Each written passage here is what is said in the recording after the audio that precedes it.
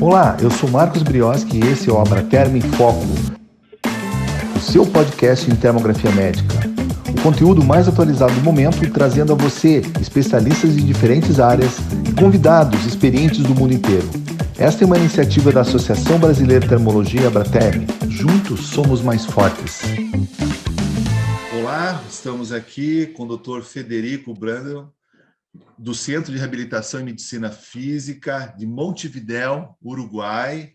Ele vai estar apresentando para nós um tema muito interessante, que é o sinal de Alequim. Para quem nunca ouviu, vai ter a oportunidade de entender um pouquinho melhor essa doença, associado com herpes zoster, então é um caso já mais complexo, e para complicar mais ainda no paciente com artrite reumatoide. Então, é uma oportunidade de a gente ver a aplicação da termografia dentro de uma doença rara, dentro de uma doença neurológica e dentro de uma doença reumatológica, tudo num caso só.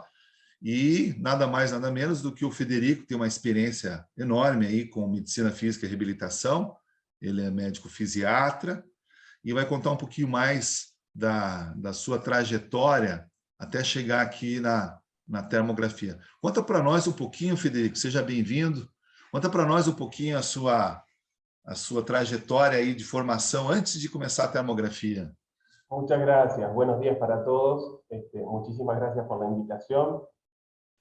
Sí, yo hace más de una década que me estoy dedicando a la rehabilitación, a la fisiatría, y el acercamiento a la termografía fue en la búsqueda de una herramienta, de un arma que nos permitiera mejorar la potencia en relación al diagnóstico y a la evaluación global del paciente.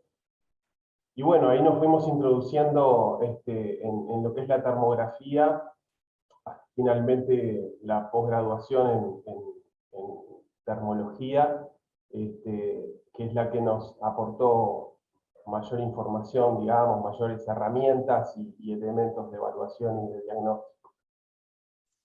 Bom, lembrando que o Federico é pioneiro na termografia no Uruguai, ele que está abrindo a termografia, né, divulgando o método junto à comunidade científica, aos colegas médicos, aos profissionais de saúde, e tem feito um trabalho muito bacana, muito bom, e terminou agora a pós-graduação em termologia e termografia médica conosco, na Associação Brasileira de Termologia, e está mais do que preparado para usar essa arma, agora já está habilitado. Como é que foi, Federico, essa trajetória, esse um ano aí, toda semana aprendendo coisas novas, trocando informações, a gente também aprendendo contigo. Como é que foi esse curso para você? Bueno, fue un camino apasionante en realidad, porque cuando uno empieza a corroborar determinadas cuestiones que desde el punto de vista clínico no puede demostrar, y la termografía se convierte en un aliado, en una mano derecha para uno en la clínica de todos los días, porque de hecho la termografía, en mi caso, la uso como extensión de la clínica y como un aporte fundamental en el seguimiento de los pacientes.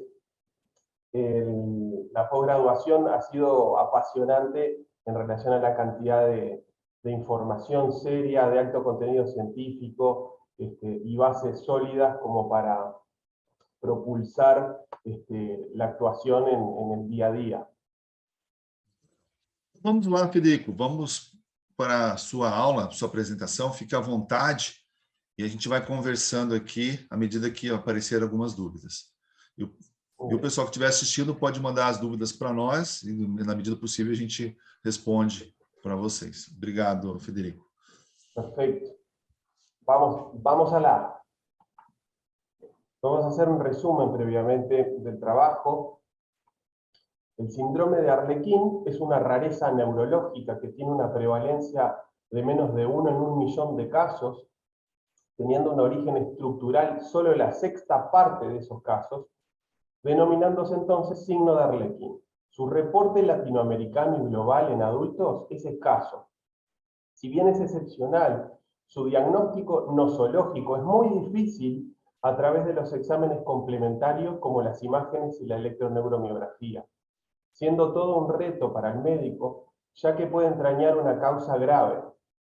En este sentido, el objetivo de nuestro trabajo es presentar un caso de signo de Arlequín secundario a herpes zóster en una paciente de 49 años portadora de artritis reumatoidea con antecedente de varicela, la cual presentaba palidez hemifacial derecha acompañada de anhidrosis, así como rubefacción e hiperhidrosis hemifacial izquierda, miembro superior y hemitórax izquierdos, en contexto de herpes zóster, con topografía C7, C8, T1 del lado derecho y C6, C7 del lado izquierdo a repetición, con dolor neuropático de inicio 10 en 10 de 7 meses de evolución sin previo diagnóstico nosológico cerrado. Se realizó un abordaje terapéutico transdisciplinario biopsicosocial, valorando medidas en regiones de interés que comprendían puntos termoanatómicos faciales, tronco y miembros superiores. Se aplicaron escalas de valoración del dolor neuropático, independencia funcional y calidad de vida en el mismo momento de la valoración termográfica. Se demostraron temperaturas anormalmente bajas en toda la cara, a predominio hemifacial izquierdo, con gradientes de asimetría de hasta 2,7 grados preintervención, que globalmente disminuyó en parches postintervención, demostrando una alteración simpática bilateral asimétrica con respuesta compensatoria exacerbada a izquierda que mejora globalmente luego del tratamiento. Se demostraron temperaturas oculares normales, pero con una asimetría de hasta 1,8 grados Celsius, dado por hiporradiación izquierda que desaparece luego de la intervención. Se documentó un proceso inflamatorio en la glándula lacrimal derecha por termografía que se confirma por resonancia magnética de órbita. Se demuestra un estado de hipometabolismo en la paciente previa a la intervención, dado por un túnel de temperatura cerebral de 35,5 grados Celsius, un BTT, que desciende aún más post-tratamiento hasta los 34,7 grados. Asimismo, presenta una simetría entre ambos túneles cerebrales que es considerable, de 1,1 grados Celsius, y que disminuye post-intervención. Estos hallazgos son compatibles con la disfunción neurovegetativa, el hipotiroidismo de la paciente y la concomitancia del estado infeccioso y doloroso crónico. No se evidencia vasoconstricción periférica, es decir, el gradiente térmico medido entre el túnel de temperatura cerebral máximo que estaba en el lado derecho y la temperatura mínima nasal. Ese diferencial era de 3,9 y pasó a 2,9 post-intervención, es decir, que no había vasoconstricción periférica. A nivel de tronco y miembros superiores, se demostró una asimetría preintervención muy alta, con gradientes medios que oscilaron entre 1,5 en la región de interés braquial anterior y 2,9 en la región de interés braquial posterior. El Cole-Stress Test de miembros superiores sensibilizó esta disfunción simpática y se documentó respuesta asimétrica mediante electrodiagnóstico, lo que es el Sympathetic Skin Response, para valorar fibras finas. La asimetría se acentuó post-intervención en todas las regiones de interés estudiadas de tronco y miembros superiores, oscilando entre 2,9 y 3,6. Se observa una disminución muy significativa de todas las temperaturas medias en forma bilateral post-intervención, siendo máximo la región de interés braquial anterior izquierda, con una diferencial de 3,3 grados, y la braquial posterior izquierda con una diferencial de 1,6 grados.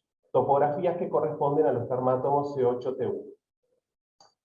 Para finalizar, la compatibilidad de la imagen termográfica con la formación de la hipótesis diagnóstica, así como la evaluación de la evolución clínica del proceso infeccioso, mejoría significativa del dolor neuropático por escala de Lance y visual analógica, funcionalidad por índice de Bartel y calidad de vida por el Short Form 36 de la paciente pre y post tratamiento fue clave para medir objetivamente la excelente evolución de este caso con el abordaje terapéutico propuesto.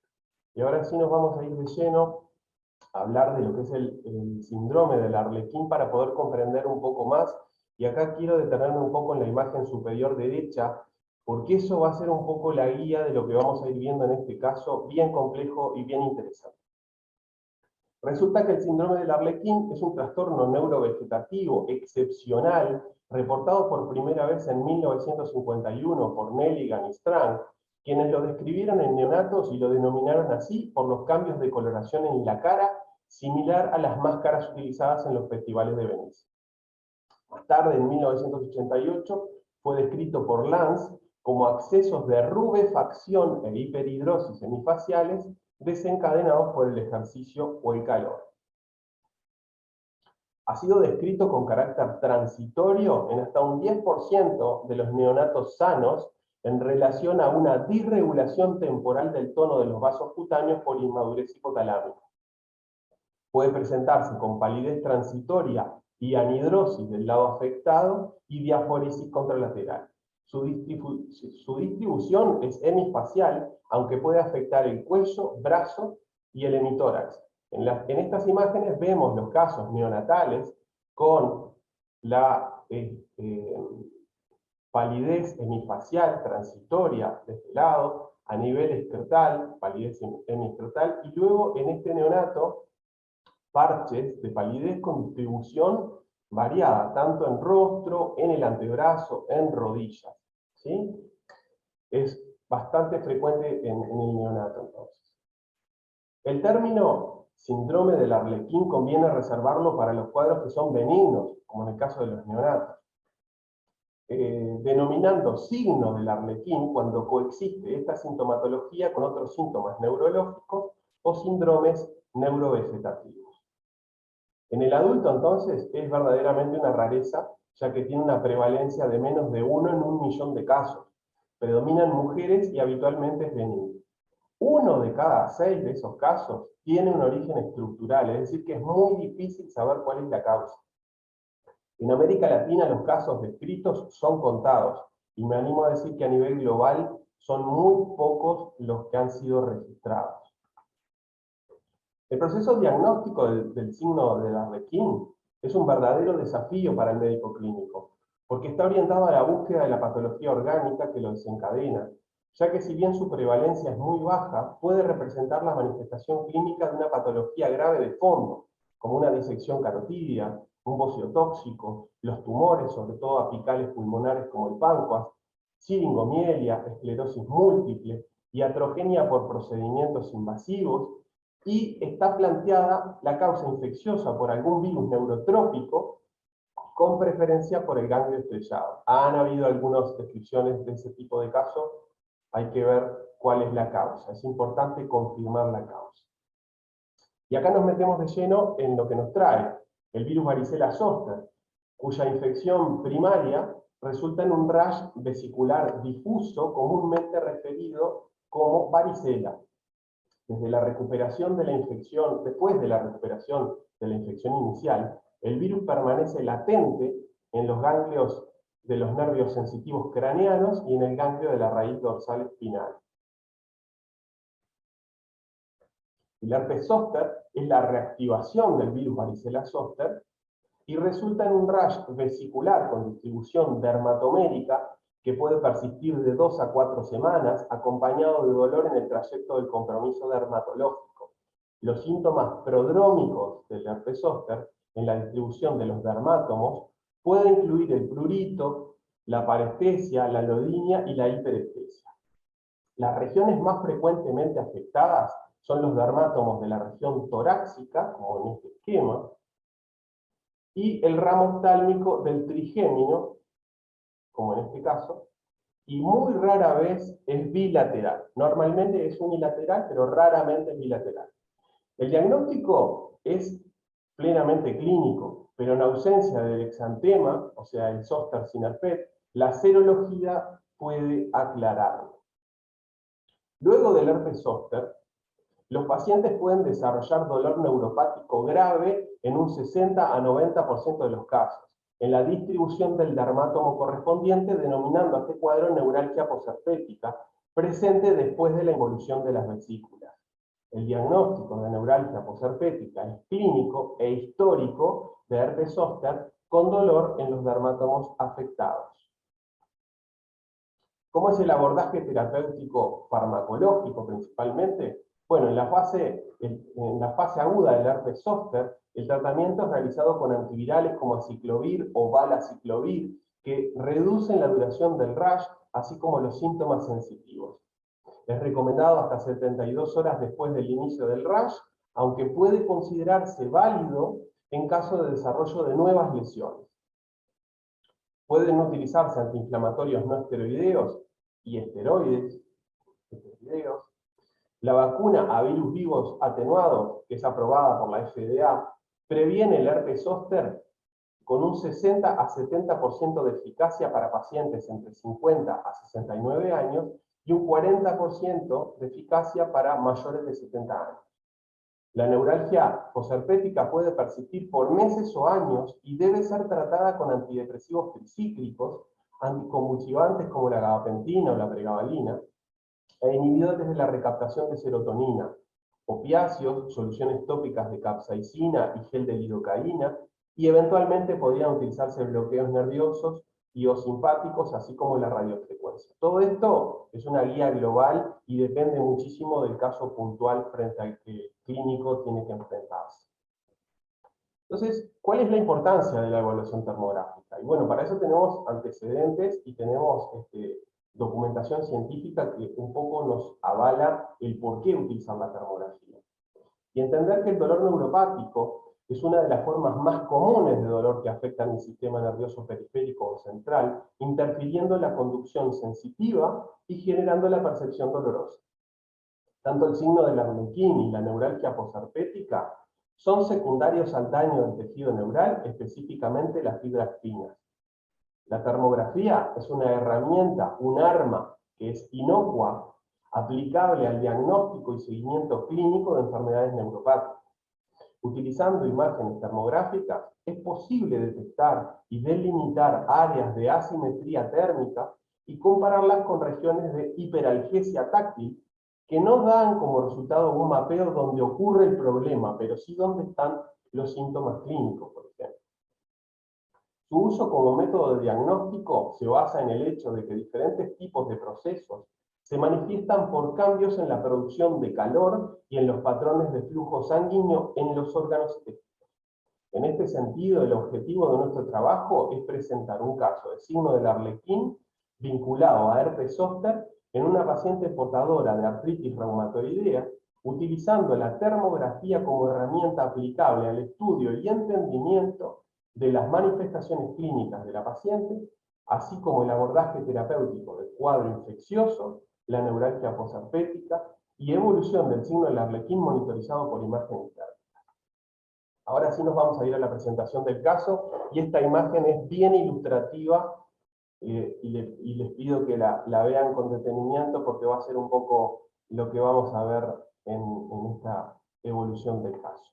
Bueno, se trata de una paciente de 49 años, a la cual nos dio su consentimiento informado para la exposición de los datos y las imágenes de la paciente, que trabaja en el servicio doméstico, es autoválida, vive con esposo y su hijo, tiene antecedentes de colecistectomía, bisesariada, un bloqueo lumbar por patología degenerativa en mayo del 2021, niega antecedentes traumáticos, repercusión general o diabetes mellitus. A los 2 años, a los 2 años de edad presenta la enfermedad varicela. En el 2014 se le hace el diagnóstico de poliartritis reumatoidea y es tratada con metrotexate 15 miligramos semanal y prednisona 30 miligramos día, que se suspende en 2017 dado la buena evolución de la enfermedad.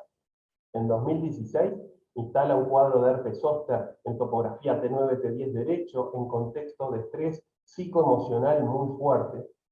En 2017 sufre herpes zóster en topografías C6, C7, C8 y T1 bilateral, alternante, con 4 recidivas en promedio por año hasta junio del 2021. Ella instala rubefacción, enfriamiento y diaforesis epifasial izquierda y del miembro superior izquierdo, excepto la mano. Y acá lo que nos atañe, palidez y anhidrosis hemifacial derecha, es decir, que inicia el signo del arlequín en 2017. Ella relata en 2020 episodios de cefalea punzante hemicraniana bilateral autolimitados que luego no vuelve a presentar. En febrero de 2021 comienza con dolor urente, punzante, escápulo costal derecho, con una intensidad de 7 a 10 en 10, interpretado por su médico como una contractura dorsal.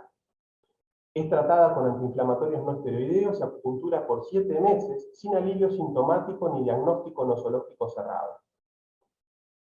En junio del 2021 es valorada por neurólogo y, dado la persistencia del dolor, le solicita una resonancia magnética de raquis torácico que no evidencia lesiones.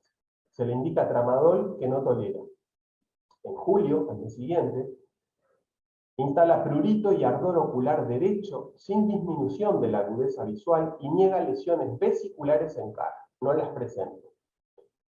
En septiembre instala crisis de pánico y síndrome depresivo vinculados al cuadro doloroso mantenido durante tantos meses. Y es en octubre cuando nos consulta y hacemos la evaluación inicial y posteriormente comenzamos la intervención terapéutica. En la evaluación inicial clínico-termográfica, que acá yo les presento el examen clínico primero, pero lo primero que hicimos fue la termografía, y luego nos fuimos a hacer el examen clínico para evitar artefactos en la termografía. En el examen clínico nos encontramos con una paciente lúcida, no tenía fiebre, estaba en apirexia, pero muy dolorida, con una obesidad de grado 2, no logramos palpar adenomegalias, no le palpamos, no le ocultamos soplo carotidio, y la exploración cardiopulmonar fue normal, así como la presión arterial. No presentaba síntomas ni signos de actividad de la artritis reumatoidea. Tenía una movilidad raquídea limitada por intenso dolor de masas cervicales posteriores, periescapulares, pectorales e iliocostal dorsal, todo a derecha. No fue posible la palpación por dolor. Y cuando le hicimos el mapa topográfico de dolor, la paciente simplemente nos refirió o llegó a marcar en nuestro mapa topográfico simplemente esta zona, como minimizando los síntomas, ¿tá? Cuando nos fuimos a la exploración de piel y mucosas, nos encontramos con un rash eritematoso con vesículas agrupadas, no dolorosas, pruriginoso, en diferentes momentos evolutivos, con una distribución dermatomérica principalmente en los dermátomos C7, C8, T1 derechos y C6 y C7 izquierdos, es decir, que tenía un herpes zóster, en principio cutáneo bilateral. Las palmas y las plantas de los pies estaban respetadas. No presentaba compromiso cutáneo del conducto auditivo externo ni de la nariz. Y las mucosas estaban normocoloreadas. Acá vemos la distribución en el sector braquial anterointerno, antebrazo, antebraquial del lado izquierdo. Y acá les voy a presentar un detalle más cercano de las mismas lesiones en el sector braquial interno derecho, es decir, el dermátomo T1 derecho, para evaluar el herpes zóster cutáneo. Continuando con la exploración, nos llamó muchísimo la atención una tumefacción en la topografía lacrimal derecha, ¿tá? Y acá, si ustedes observan con un poco más de detenimiento, no sé si llegan a ver, es como que la cara estuviera dividida en dos, y nos encontramos con una palidez hemifacial derecha, con anhidrosis, eso era visible, notoriamente visible en la paciente, o sea, la cara seca del lado derecho, y una rubefacción marcada con hiperhidrosis, ¿tá? Con gotitas de sudor, hemifacial izquierda, que podían estar exacerbadas, referido por la paciente, tanto por estrés emocional, calor ambiental, ya sea una ducha o un ambiente cálido, o el ejercicio como caminar. Bien interesante esta imagen, donde nos encontramos claramente una hiperhidrosis en el hemitórax izquierdo, que en principio era el lado no afectado por el dolor y no referido por la paciente, ¿tá? Que también se exacerbaba por estrés emocional, el calor, el ejercicio, y también nos encontramos con este eritema en el dorso del antebrazo derecho, no sé si llega a verse bien, ¿tá? Con palidez en parche, es como se ve en el neonato. ¿Se acuerdan que habíamos mostrado parches de palidez, ¿tá? Y zonas eritematosas? El examen neuromuscular, que repetimos, lo hicimos después de la termografía, nos encontramos con pares craneanos que no tenían alteraciones, pupilas simétricas, reflejo fotomotor directo y consensual presentes, fuerzas conservadas, reflejos osteotendinosos presentes y simétricos, cutáneo plantares en flexión bilateral, tenía un tono normal y no presentaba amiotrofias. Nos encontramos con un eritema y una alolínea, con un umbral al pinchazo alterado, elevado, ¿tá? A nivel periescapulotorácico y pectoral del lado derecho, y esto lo pudimos objetivar mediante el test del pinchazo con una aguja acoplada de calibre 23 a una jeringa con 2 mililitros, comparando diferentes zonas, las zonas afectadas, ¿tá? Con umbral alterado, con las zonas donde aparentemente el umbral estaba normal. Nos encontramos con una hipoestesia en dorso de antebrazo derecho, en la región braquial posterior izquierda y en la mano izquierda. Es decir, que también la clínica parcheada, con una disestesia dolorosa a nivel paravertebral y el sector costal en topografía T9, T10 del lado derecho. Y bueno, entonces en nuestro caso adaptamos un algoritmo de abordaje diagnóstico y terapéutico para el signo del Arlequín y nos planteamos este siguiente ejercicio que nos podemos poner a evaluar. Nos encontramos entonces con una paciente con un rubor facial y con hiperhidrosis transitoria. ¿Tá? Ese rubor facial es unilateral y es desencadenado por ejercicio y en nuestro caso también por emociones fuertes. Entonces ahí tenemos un diagnóstico de sospecha. Hay toda una batería de estudios, hay toda una batería de estudios que nos vemos en la obligación de hacer para descartar diferentes causas e intentar objetivar una lesión estructural. ¿Tá? Una vez que nosotros objetivamos una lesión estructural, bueno, nos tenemos que dedicar a tratar la causa. Y eso fue lo que hicimos con esta paciente. Planteamos que el signo del Arlequín fuera eventualmente de causa infecciosa, ¿tá? Recordemos que la paciente tenía varias recidivas de herpes zóster anuales, planteamos que había una causa infecciosa de base. Y entonces nos dirigimos a hacer una evaluación pre- y post-intervención mediante termografía, valoración del dolor neuropático mediante escala de Lanz y escala visual analógica, la evaluación funcional mediante el índice de Bartel para medir las actividades en la vida diaria y su limitación, y luego la calidad de vida mediante el formulario Short Form 36. Luego de eso, vamos a explicar lo que es la intervención terapéutica, que la aplicamos con un enfoque transdisciplinario, biopsicosocial, tanto en la patología infecciosa dolorosa, así como el impacto psicoemocional, funcional y en calidad de vida de la paciente. ¿Cuál fue la intervención terapéutica? Bueno, la aplicamos entre octubre del 2021 y febrero del 2022. Fue a punto de partida nuestro, psicoemocional, oftalmológico y neurológico en equipo transdisciplinario, y tuvimos un pilar, que era la farmacoterapia que se indicó, que en este caso indicamos el valaxiclovir a 1 gramo cada 8 horas durante 7 días, que la paciente toleró perfectamente. Gabapentina, titulando progresivamente desde los 400 miligramos diarios hasta llegar a 1200 miligramos diarios repartidos en 3 dosis. Amitriptilina 10 miligramos diarios, etoricoxib de 60 miligramos diarios durante 5 días, repetidos en pulsos cada 15 días durante 2 meses, paracetamol 1 gramo cada 8 horas, asociación de dipirona con codeína en gotas cada 6 horas, hasta llegar a la dosis máxima tolerada por nuestra paciente. Le iniciamos también loratadina como antihistamínico, 10 miligramos diarios, y una protección gástrica con esomeprazol. Fue valorada por nuestro psiquiatra y por psicología médica, quienes indicaron sertralina iniciando 50 miligramos, titulando hasta 100 miligramos diarios, alprazolam 0,5 miligramos cada 8 horas, clonazepam 1 miligramo cada 12 horas, y el acompañamiento semanal mediante psicoterapia. La intervención terapéutica fisiátrica, que fue en ese mismo periodo de tiempo, comenzó luego de que la paciente tuvo una muy buena evolución en lo infeccioso, luego del tratamiento antiviral, con desaparición de las lesiones visibles en piel y mejoría del dolor neuropático, que fue progresivamente disminuyendo hasta la finalización de la intervención, en que llegó a un dolor entre 0 y 3. Se logró retirar los opiáceos menores y el etoricoxib a los 2 meses de tratamiento.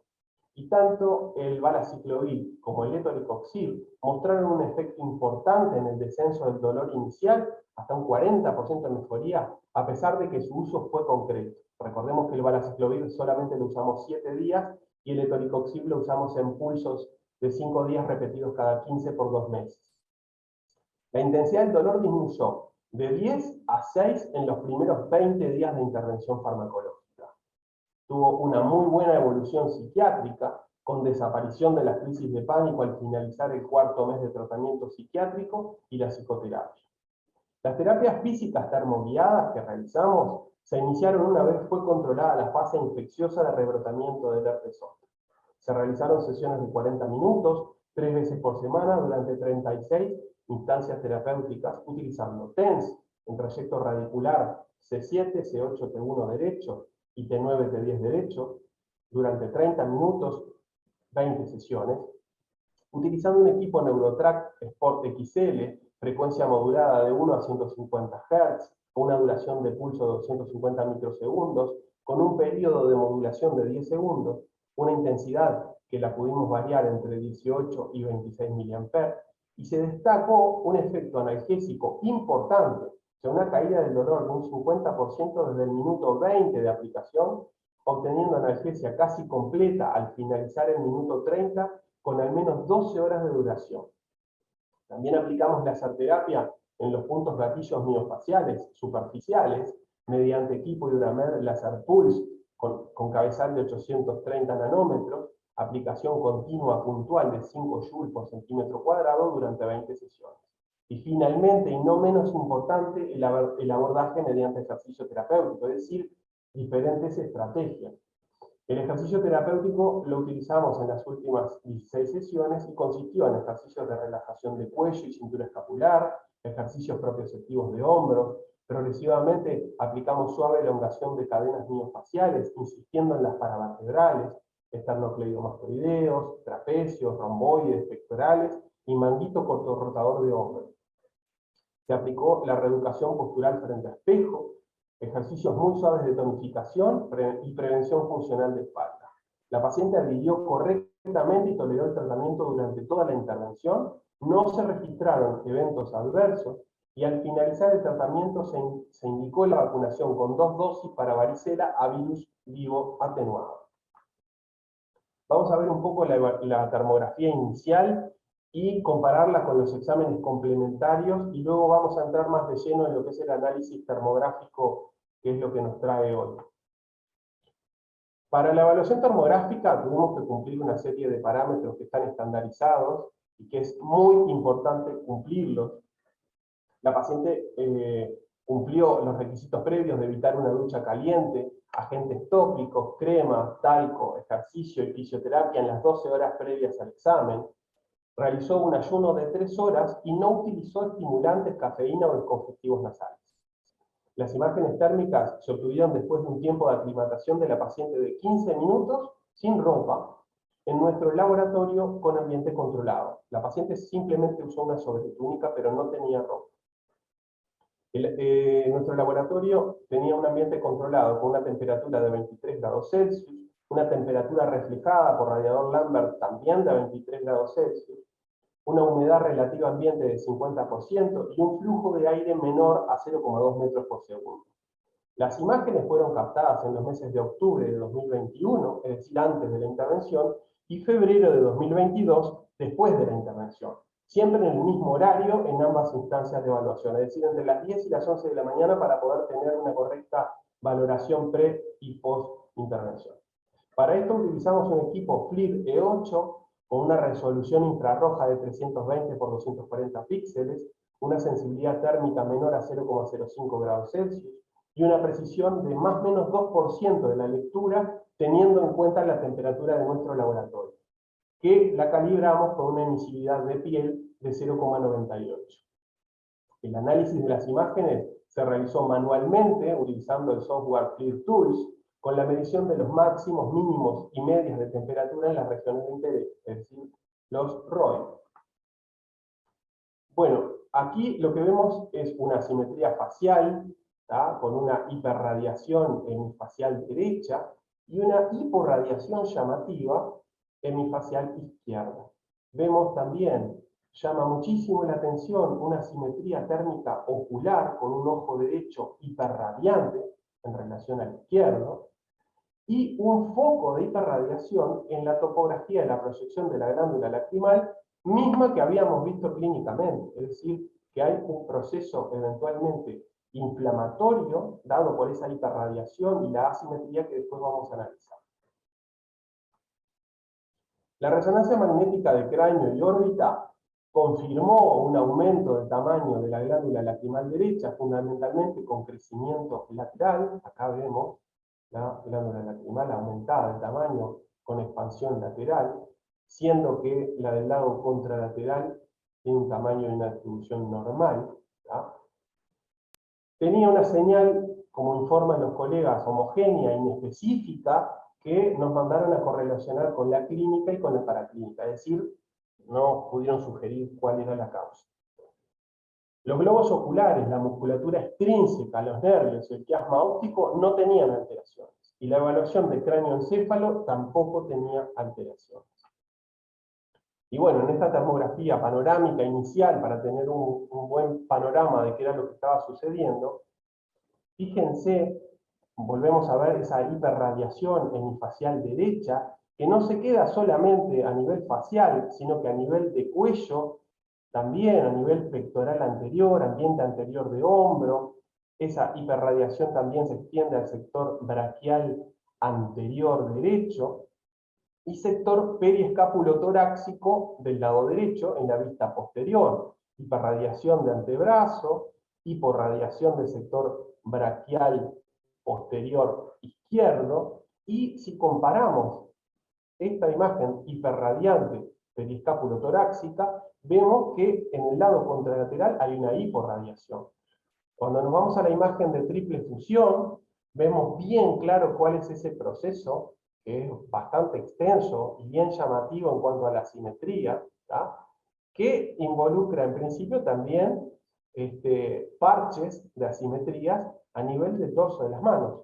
¿sí? Vemos acá una mano en el sector distal hiporradiante y una mano en el sector distal hiperradiante. Vamos a ver detalles más adelante de estas imágenes. La paciente presentaba clínicamente lesiones herpéticas en esta topografía, la topografía de hiperradiación, en el sector deltoideo, en el sector de antebrazo derecho, en el sector del dorso antebrazo, y del lado izquierdo también presentaba lesiones herpéticas activas, todas en diferentes estadios evolutivos, pero presentaba lesiones herpéticas. Quiero que se fijen también, en esta imagen se ve bastante bien y luego lo vamos a ver, esa asimetría facial, ¿sí? Una hemifacies derecha en la vista lateral hiperradiante y una hemifacies izquierda con una hiporradiación, digamos, relativa, o una asimetría bien clara. Acá un acercamiento de la misma imagen con la distribución. Vemos una extensa hiperradiación que involucra el sector hemifacial derecho, cuello, el sector de los escalenos, sector pectoral, el hombro anterior y braquial derechos. Vemos una hiporradiación del lado contralateral y hemifacial. ¿ah? Y a nivel periescápulo torácico, me parece que esta imagen es preciosa, con esa hiperradiación bien clara, y lesiones de tipo hotspot, redondeados, aislados, que en principio corresponden a un patrón miofacial. ¿tá? Todas estas áreas que vemos con hiperradiación, recordemos, son áreas de hiperalgesia en la paciente. La resonancia magnética de raquis cervical y médula simplemente informaron una protrusión paramediana izquierda C4-C5, aquí vemos las improntas de las protrusiones C4-C5 y C5-C6, pero que no tenían conflicto disco-radicular. Y una cosa bien importante es observar que la señal medular es normal. ¿no? Seguimos adelante. La resonancia de raquis dorsal no presentaba alteraciones, no se informaron de alteraciones. Nos fuimos a estudiar la radiografía de tórax con complemento en los vértices pulmonares y no tenía alteraciones pleuropulmonares. Vemos los senos costodiafragmáticos libres, sin derrames, una silueta cardiopericárdica y un mediastino que no presentaba lesiones, y estructuralmente a nivel del ápex, ¿tá? Tampoco presentaba masas o imágenes anormales. Le pedimos una ecografía abdominal en búsqueda de lesiones diseminadas y nos encontramos simplemente con un hígado graso moderado, sin otras alteraciones, solamente el antecedente quirúrgico de la colecistectomía, y le hicimos un Doppler de vasos de cuello que no mostró alteraciones. Entonces nos fuimos a analizar y para eso aplicamos un Cold Stress Test mediante el aislamiento de las manos con guantes, luvas de goma, y sumergimos las manos con esos guantes en agua a 15 grados durante 1 minuto. Acá tenemos las imágenes pre-test, luego cada 5 minutos obtuvimos las mismas imágenes, ¿sí? Quiero hacer notar de vuelta esa asimetría a nivel proximal, una asimetría bien importante que se acentúa a medida que van pasando los minutos luego de la aplicación de frío. Vamos a ver un poquito más adelante aquí. ¿Sí? Vemos en el pretest una asimetría. Acá yo no marqué los ROI, pero créanme, es la medición hecha en la falange distal del tercer dedo. En el pretest había una diferencia de 5,7 grados entre la falange distal del tercer dedo de un lado y otro, una mano izquierda hiperradiante. Y esa asimetría se exacerbó, aumentó al minuto 10, pasando de 5,7 grados a una diferencial de 9 grados. O sea, algo absolutamente patológico. Es decir, que existe una respuesta exacerbada en el miembro superior izquierdo. En este caso lo vimos a predominio distal, con una disfunción neurovegetativa simpática bilateral, que es asimétrica, y que en principio nos da la pauta de una neuropatía periférica de fibras finas y una alteración de fibras finas. Fuimos a pedirle un estudio electroneuromiográfico de miembros superiores, que nos mostró una neuroconducción sensitiva, motora, y un electromiograma que fueron normales, es decir, una evaluación de fibra gruesa mielinizada, que en principio era normal y era bastante compatible con lo que nos mostraba el examen clínico.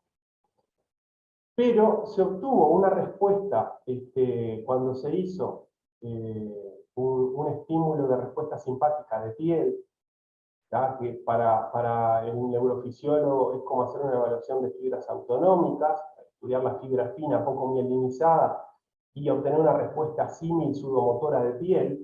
Se observó una respuesta normal del lado izquierdo, ¿tá? Y una ausencia de respuesta del lado derecho. Es decir, una respuesta simpática de piel alterada, asimétrica. Vamos a ver la gráfica que hicieron los colegas en un primer tiempo, una primera respuesta al estímulo inesperado, asimétrica. ¿Sí? Vemos un miembro superior acá con esta respuesta, ¿tá? Que es asimétrica, que está ausente del lado derecho, no hay respuesta prácticamente del lado derecho, y obtenemos una respuesta del lado izquierdo, ¿tá? Y la siguiente respuesta, después de la habituación normal, también del lado derecho no se obtiene ninguna respuesta, y del lado izquierdo esta respuesta que es la habituación normal. Es decir, lo normal sería haber obtenido una respuesta de este tipo en miembro superior derecho que está ausente. ¿Sí? Vemos entonces a nivel del electroneuromiograma también confirma la alteración de fibras finas. En cuanto a los estudios paraclínicos, nos encontramos con una paciente que tenía parámetros inflamatorios discretamente elevados, con una velocidad de eritrosedimentación de 35, una proteína C reactiva de 10, positiva, hemograma, ionograma, glicemia, función renal y orina que eran normales, la serología para VIH, hepatitis B y C, enfermedad de Lyme y sífilis eran negativos, pero tenía un hipotiroidismo, ¿sí? Acá vemos una T4 libre descendida y una TSH elevada, ¿tá? Patológica. Nos encontramos una hipertrigliceridemia y un leve aumento de la gamma GT en el hepatograma. Los resultados de los instrumentos utilizados para monitorizar la evolución pre- y post-intervención terapéutica los vamos a ver ahora y vamos a discutir un poco esos resultados. Vamos a recordar algunos elementos previos para poder comprender más adelante qué es lo que estamos viendo en las imágenes. Volvemos a recordar que el signo del arlequín es una verdadera rareza neurológica, cuya prevalencia secundaria a una causa estructural infecciosa, como es este caso, es de 1 en 6 millones de casos de pacientes. Existe una alteración de las vías neurovegetativas que genera como consecuencia la anhidrosis y palidez hemifacial del lado afectado, así como la rubefacción y la hiperhidrosis, que puede tener una distribución hemifacial, hemitoráxica y de miembro superior contralateral. La homeostasis de la temperatura central es mantenida por mecanismos de retroalimentación complejos controlados a nivel hipotalámico. El control central de la radiación cutánea afecta a ambos lados del cuerpo de manera uniforme y simultánea, lo que resulta en patrones termográficos simétricos faciales, de tronco y de miembros en personas normales, con diferencias medias de temperatura de apenas 0,24 más menos 0,73. Es decir, que normalmente una persona sin patología tiene una simetría corporal. La radiación infrarroja cutánea refleja el flujo sanguíneo de la piel, pudiendo ser alterada en patologías infecciosas, inflamatorias y neuropáticas, debido al control por el sistema neurovegetativo. Existe interacción entre las fibras simpáticas y las vías aferentes, por lo que pacientes con dolor pueden presentar imágenes termográficas anormales vinculadas a alteraciones vasomotoras. Durante nuestro estudio es posible verificar el cambio del gradiente térmico facial en tronco y miembros superiores, desde la fase pre-intervención hasta el enfoque final. Para documentar objetivamente las alteraciones faciales de nuestro caso, se identificó y cuantificó un mapeo termoanatómico de la cara, basado en el estudio propuesto por la profesora Haddad, el profesor Briosky, Bardasca y Saito. Estos autores evaluaron 161 voluntarios de ambos sexos, con edades comprendidas entre 26 y 84 años, es decir, 63 más o menos 15 años, e identificaron 28 puntos termoanatómicos fijos en el 94,6% de la muestra. La temperatura media de estos puntos osciló entre 33,3 y 35,6 grados. Se concluyó que la cara tiene puntos termoanatómicos fijos y confiables en adultos, cuya termografía tiene el potencial de asistir en la identificación de cambios a partir de estos puntos. Y esos puntos termoanatómicos están vinculados al suministro vascular de la cara, es decir, la arteria carótida interna y la arteria carótida externa mediante sus ramas terminales. En el caso de la carótida externa, temporal superficial, infraorbitaria, la arteria facial, y en el caso de la arteria carótida interna, a través de la oftálmica, la supratroclear, la supraorbitaria y la dorsal nasal. Normalmente, lo que deberíamos ver en un termograma normal es la simetría de las ramas de la carótida interna y la carótida externa. Y es así que un termograma normal se caracteriza por la simetría térmica de los territorios arteriales de estas dos arterias.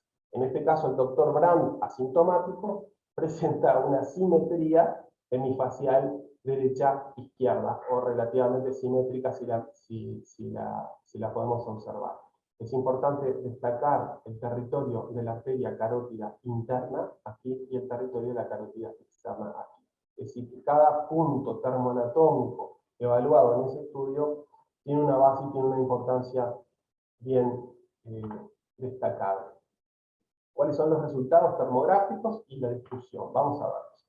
Aquí nosotros, siguiendo ese protocolo, utilizamos esos 28 puntos termoanatómicos, y aquí los podemos ver ubicados en la comisura ocular interna, sector supratroclear, sector temporal, comisura ocular externa, a nivel nasolabial, comisura labial inferior, lateral, el sector labial inferior, ¿sí? Eso en la vista frontal. Y en la vista lateral tenemos la comisura ocular interna, comisura ocular externa, sector temporal, articulación temporomandibular, el meato acústico externo y el sector, el borde externo labial.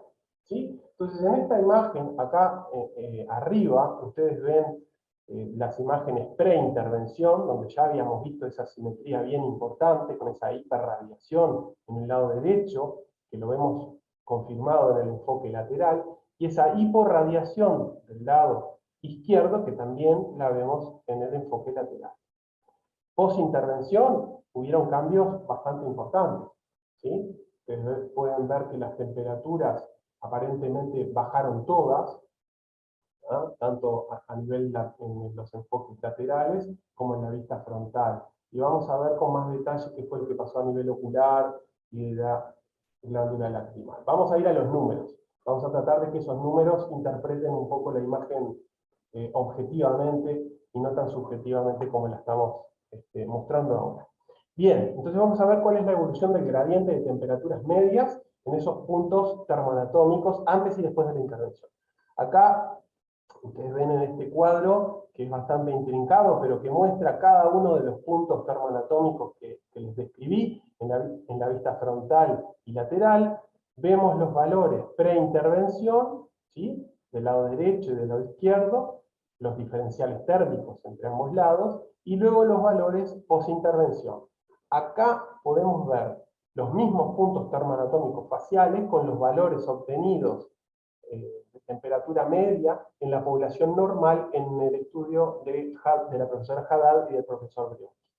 En nuestro caso se observa una asimetría térmica facial muy acentuada, dada por hiporradiación hemifacial izquierda, con gradientes térmicos medios que oscilan preintervención entre 0,2 y 2,7 y posintervención entre 0,2 y 3,1. Es decir, si recordamos aquello de que en una imagen corporal, facial, por ejemplo, las diferenciales térmicas podían ser de hasta 0,24 más o menos 0,073, y nos encontramos con asimetrías térmicas, en este caso preintervención, de 2,7 grados, 2,6, 1,7, todos estos valores de asimetría son absolutamente patológicos, ¿tá? Tanto en el pre como en el post, ¿sí?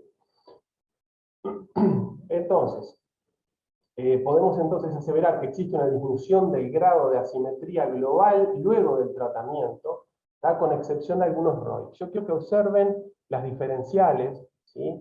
Salvando excepciones, como en este caso, en el caso supratronclear, donde la diferencial era de 0,7 y luego de 1,2, pero quiero que observen cómo las diferenciales derecha-izquierda van disminuyendo, ¿sí? 2,7 a 1,8, 1,2 a 0,9, acá disminuye un 50%. Entonces, globalmente, el grado de asimetría disminuye. Esa disminución no es homogénea, ¿tá? Es decir, que hay un descenso global de la asimetría, pero parcheado, como en parche justamente del arlequín.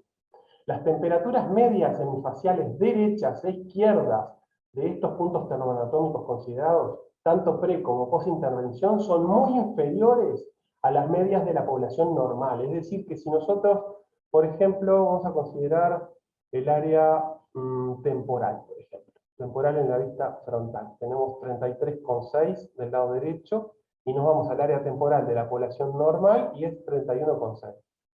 ¿Ah? 35,6, perdón. Estamos 2 grados por debajo de la media normal, ¿sí? Temperaturas frías. Arlequín, cara fría, asimétrica, en parches, pero cara fría. Entonces, esa asimetría y esa disminución de la temperatura global podría explicar la sintomatología referida por la paciente como una hemicara izquierda fría.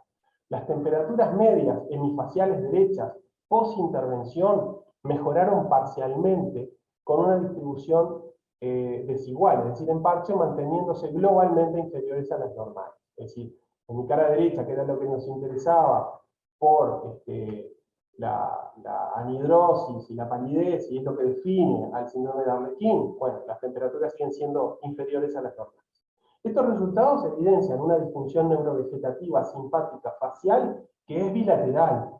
Existe una alteración de las vías neurovegetativas que genera como consecuencia la anhidrosis y palidez semifacial del lado derecho, que es el afectado, así como la rubefacción y la hiperhidrosis izquierda, traducidas desde el punto de vista termológico en una asimetría parcheada que involucra a toda la cara y temperaturas medias faciales globales por debajo de lo normal.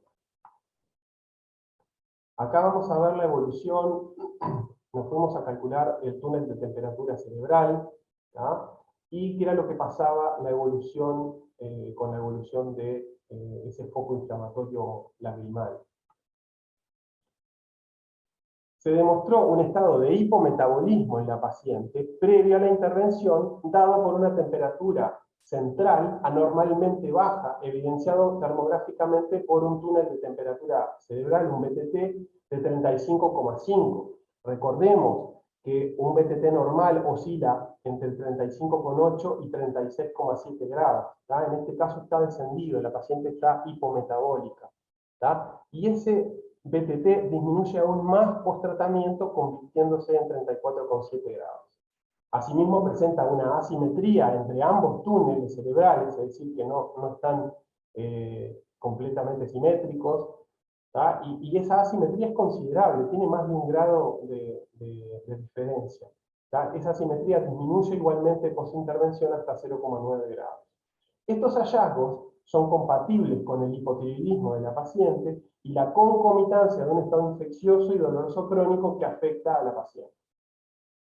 Existe un gradiente térmico medido entre el BTT máximo, que es el del lado derecho, y la temperatura mínima nasal, que pone de manifiesto el grado de vasoconstricción periférica.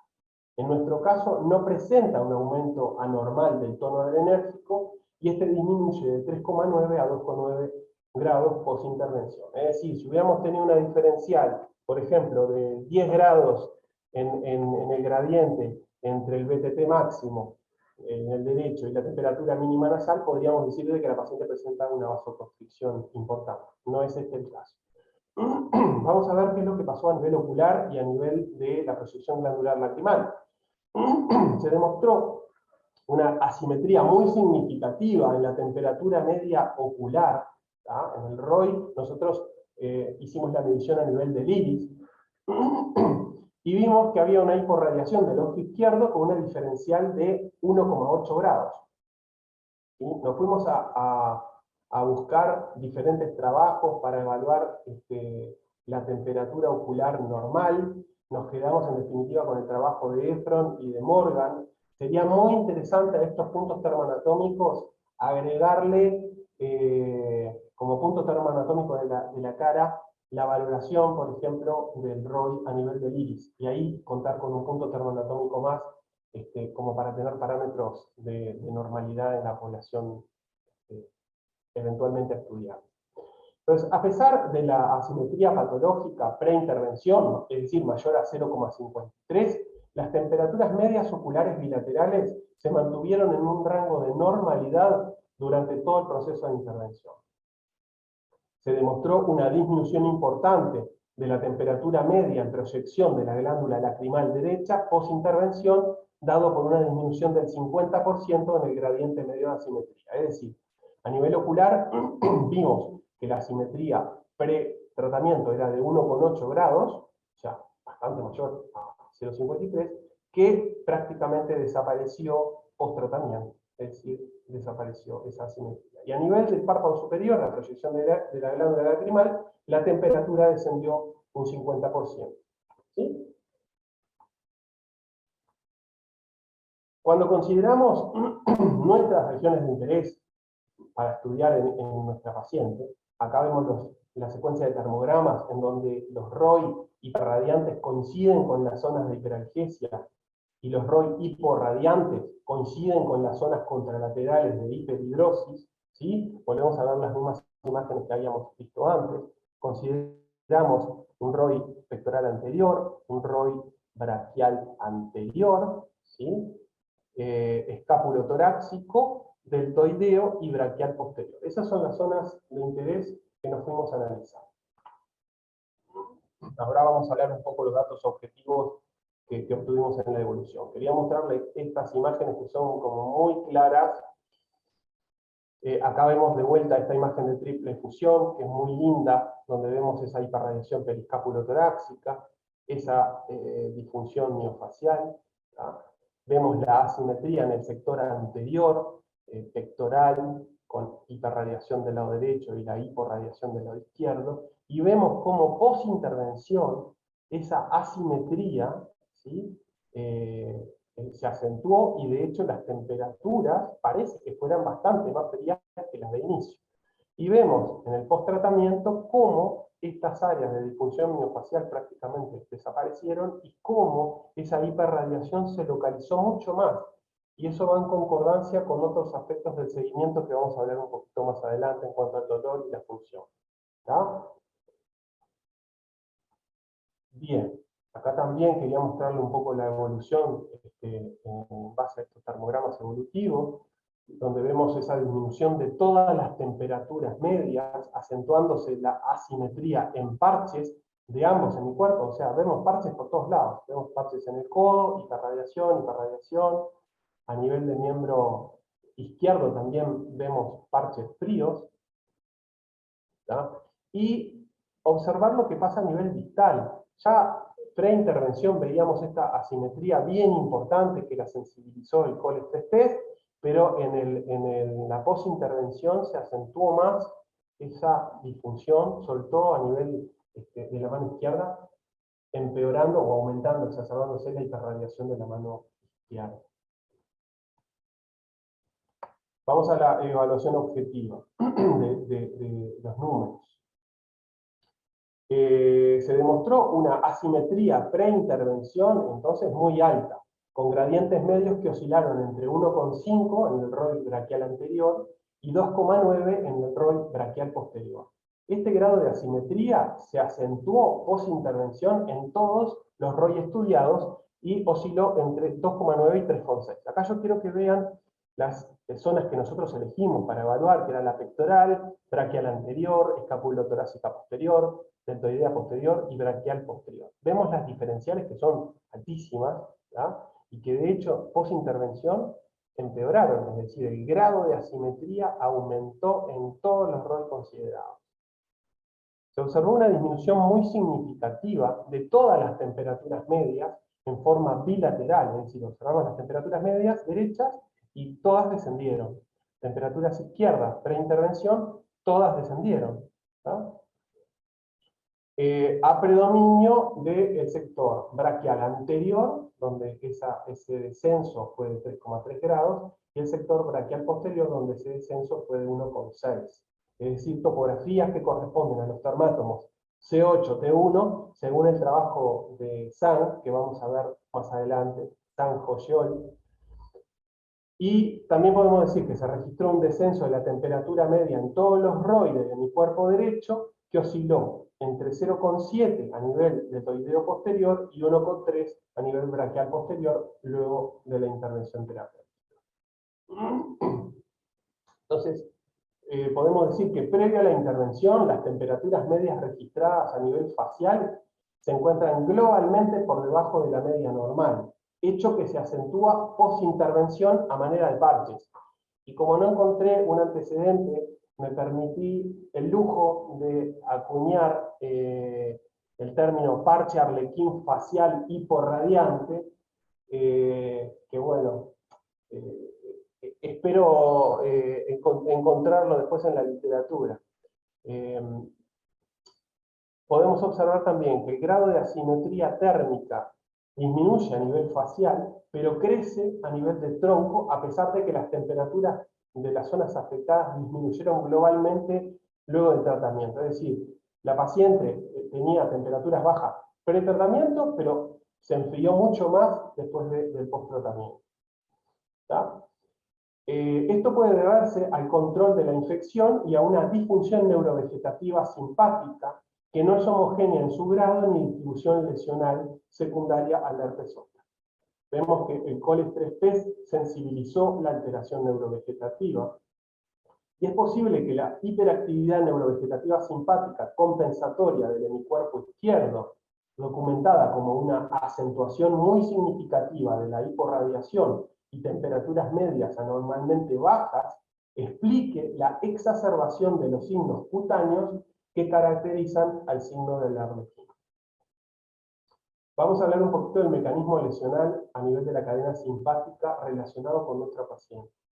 Sabemos que las fibras simpáticas vasomotoras y sudomotoras del ganglio estrellado median el principal control reflejo del enrojecimiento termorregulador facial humano y la sudoración. El mecanismo de lesión, en nuestro caso, puede deberse al daño de las fibras simpáticas topografiadas en el ganglio estrellado derecho, es decir, preganglionares, asociada a la infección recidivante del virus varicela zoster con la distribución radicular C7, C8T1 de este virus, que además es neurotrópico y que podría afectar esta topografía. Ustedes ven acá la proximidad del ganglio estrellado con estas tres raíces que han sido vulneradas una y otra vez por una infección recidivante. Entonces algo tiene que pasar desde el punto de vista neurofisiológico a nivel del ganglio estrellado y evidentemente eso fue lo que pasó con nuestra paciente.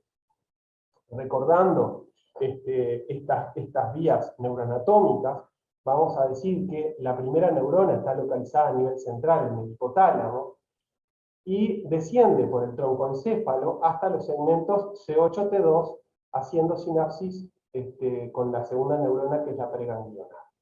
Esa neurona preganglionar emerge de la médula y se incorpora en el ganglio estrellado, ascendiendo hasta el ganglio cervical superior, donde hace sinapsis con la tercera neurona, que es la postganglionar.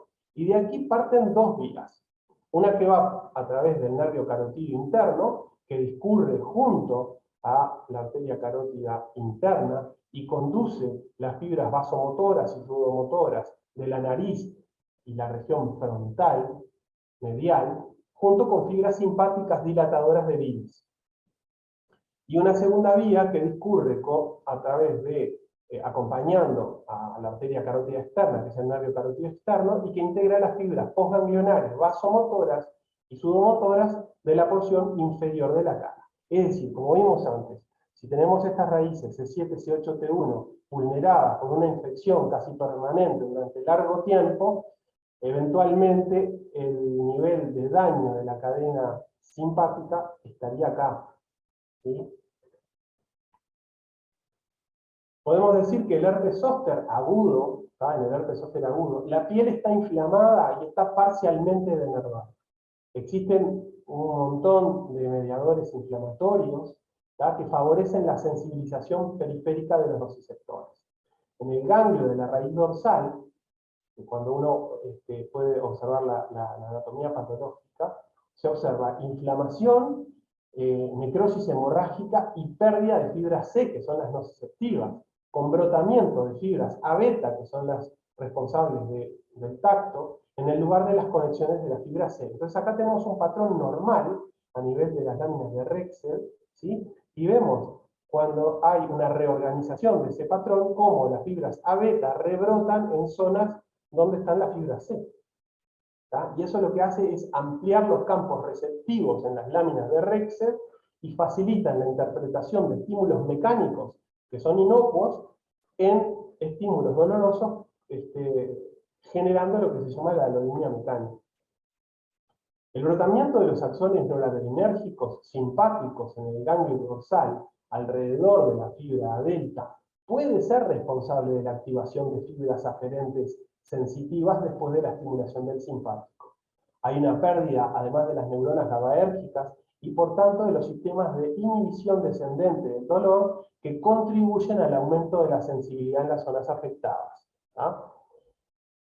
Observamos hallazgos termográficos, ya los vimos un poco en las imágenes que evidenciamos, que involucraban los dermátomos polirradiculares de varias raíces, y que siguiendo los criterios de Sanjo-Joll, que vamos a ver ahora, suponen no solamente las raíces C7, C8, T1, sino que muestran la afectación de otras raíces, del lado derecho. Eventualmente de C3 a C8T1 del lado derecho, y probablemente, dado la afectación del tronco, raíces inferiores a la primera torácica. Y eso podría estar explicado por una sensibilización multisegmentaria, secundaria a una reorganización también de los campos receptoriales a nivel de las láminas de Rexel. Acá vemos un poco en el esquema cómo esa reorganización a partir de fibras A delta encargadas del tacto, esa reorganización, aparición de esa sopa inflamatoria, genera aferencias que son interpretadas como dolor hacia el nivel central. Entonces vamos a discutir, nos vamos a detener un poquito en este trabajo que es muy interesante de Zhang Hoyol, que es un trabajo que se realizó en 1999, en donde tomaron 50 pacientes, 50 controles normales, y midieron territorios neurovasculares cutáneos en miembros superiores, 28 anteriores y 27 posteriores, y mensuraron la temperatura de cada uno de esos sectores, es decir, que compartimentaron cada sector de piel y se fueron a estudiar la temperatura en esa población normal, con un intervalo de confianza del 99% y una probabilidad menor a 0,01, ¿no? Y se encontraron que a nivel proximal las diferenciales térmicas podían ser de hasta 0,1 grados Celsius, a nivel antebraquial anterior de 0,2 y a nivel distal de 0,3. Recuerden las imágenes que vimos recién con asimetrías altísimas, ¿no? De 2 grados, 1,5 grados, o a veces más, como en el caso distal de las manos. Recuerden la tercera falange, la falange distal del tercer dedo, con diferenciales de hasta 9 grados. Bien patológicos.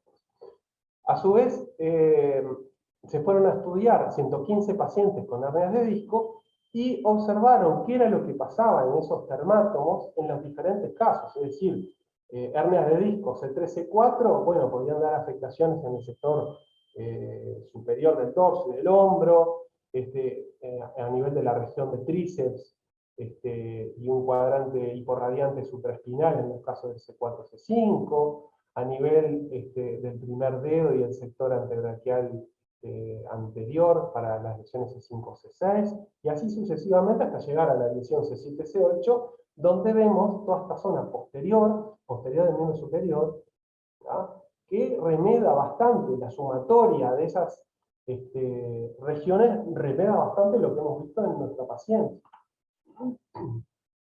Vamos a hacer algunas consideraciones en relación al terreno patológico de la paciente. Y podemos decir que los pacientes portadores de artritis reumatoidea duplican el riesgo de desarrollar infecciones herpéticas en comparación con la población control de igual sexo y edad, hecho que está vinculado clásicamente al consumo de corticosteroides, drogas modificadoras de la artritis reumatoidea o a la propia patología inmunomediada.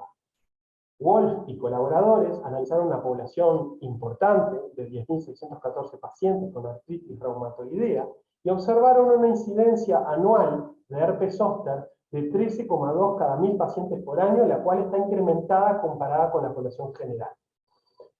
Hallan que la utilización de ciclofosfamida, azatioprina, prednisona y leflunomida se vinculan de manera estadísticamente significativa a esta complicación, no asociándose el consumo de metrotexate a la complicación de herpes zóster. Eso es interesante. Nuestra paciente recibió, recuerden, metrotexate y prednisona hasta 2017, año en el que comienza con una reactivación intensa y recidivante del virus varicela zoster, y basados en lo que refería Wolf, no consideramos al metrotexate como un fármaco que se haya vinculado a mayor riesgo de desarrollo de herpes zóster, pero sí a la prednisona.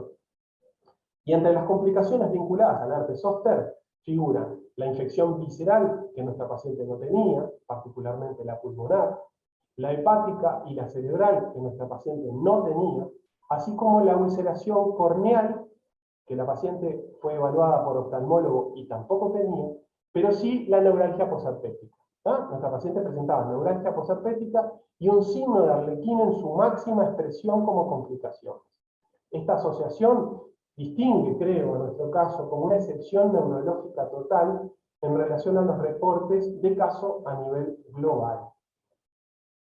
Vamos a ver la evaluación del dolor neuropático en la evolución. Para eso nosotros utilizamos la escala de Lance, seguramente muchos de ustedes ya la conocen, es un cuestionario que en su sector inicial valora elementos de percepción del dolor y sus características, y en la segunda parte, la exploración sensorial mediante la alodinia y el umbral del pinchazo alterado, como habíamos visto que les contamos en el examen clínico mediante la valoración con aguja de calibre 23 acoplado a una jeringa con 2 mililitros. Muy bien, entonces vemos en la escala de Lance preintervención, nuestra paciente estaba en su valor máximo, tenía 24 puntos, y vemos que al cabo de la intervención el puntaje baja considerablemente, ¿está? A 13 puntos. La escala visual analógica nos muestra una intensidad del dolor de 10 al inicio del tratamiento, a pasar a momentos sin dolor o dolor de baja intensidad, es decir, 0 o 3 en 10. La evaluación de la funcional en las actividades de la vida diaria, nosotros la hicimos en base al índice de Bartel, que es una escala bien clásica en rehabilitación, que valora diferentes tipos de actividades de la vida diaria, como el aseo personal, bañarse, comer, etc. Y eso se puede puntuar en relación a la dependencia total, valores que oscilan entre 0 y 20, o la independencia cuando tenemos valores de 100, ¿verdad? Vemos que nuestra paciente tenía un 66%, o sea, tenía una dependencia moderada, muy vinculada al dolor, a todo este cuadro de infección arrastrado, ¿tá? Y posintervención logramos un índice de Bartel, una independencia completa en las actividades de la vida diaria, ¿tá? Cuando nos fuimos a la evaluación de la calidad de vida, utilizamos el cuestionario SF36 en su versión estándar en español, ¿tá? Para valorar esa calidad de vida. Este es un cuestionario de la década de los 90, que es una escala genérica desarrollada en Estados Unidos, que proporciona un perfil del estado de salud global y que se puede aplicar a diferentes pacientes y a la población en general. Maneja diferentes ítems que cubren 8 escalas, que tienen que ver con la función física, el rol físico, el dolor corporal, la salud general, la vitalidad, la función social, el rol emocional y la salud mental. Y acá vemos en este esquema, en este diagrama colorido de torta, lo que sería una persona con una calidad de vida al 100%, una persona normal, feliz. Y acá vemos lo que pasó con nuestra paciente, ¿no? Nosotros nos encontramos una paciente con una valoración de calidad de vida pésima, con valores preintervención muy bajos, muchos de ellos en 0, ¿tá? Y en la posintervención, si bien obviamente no llegamos a la normalidad, el cambio en la calidad de vida es muy notorio, ¿tá?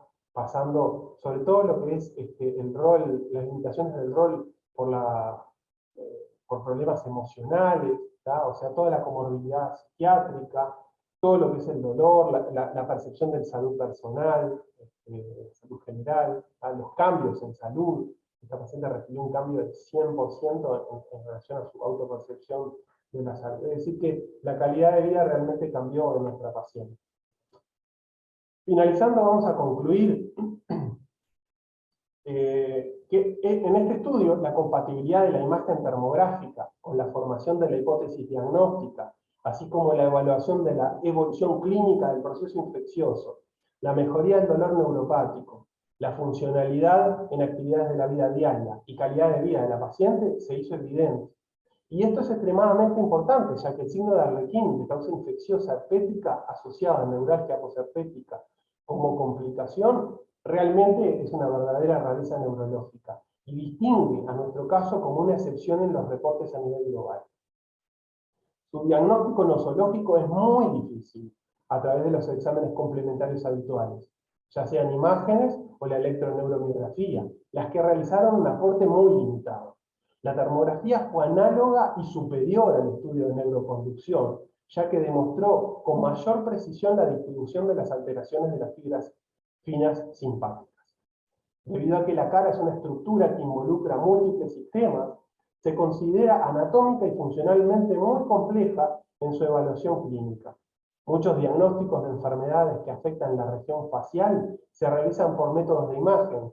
Sin embargo, las técnicas convencionales son incompletas, ya que presentan un déficit de información sobre aspectos funcionales relacionados con la microcirculación regional y el sistema neurovegetativo.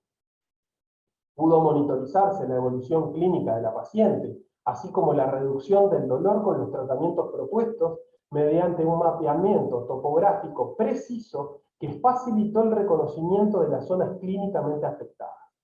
Es importante resaltar la necesidad de un diagnóstico precoz y un abordaje transdisciplinario que observe el impacto funcional y en la calidad de vida de estos pacientes, ya que en nuestro caso la demora diagnóstica afectó el desempeño físico, emocional y social de la paciente, llevándola a presentar comorbilidades psiquiátricas. La termografía cumple un rol excepcional para obtener el diagnóstico precozmente y conducir la evolución de estos casos. Finalmente, la evaluación y seguimiento mediante la termografía, la valoración del dolor neuropático, funcional y de la calidad de vida mediante escalas, documentaron la evolución y los resultados reales de nuestra intervención terapéutica. Muchísimas gracias.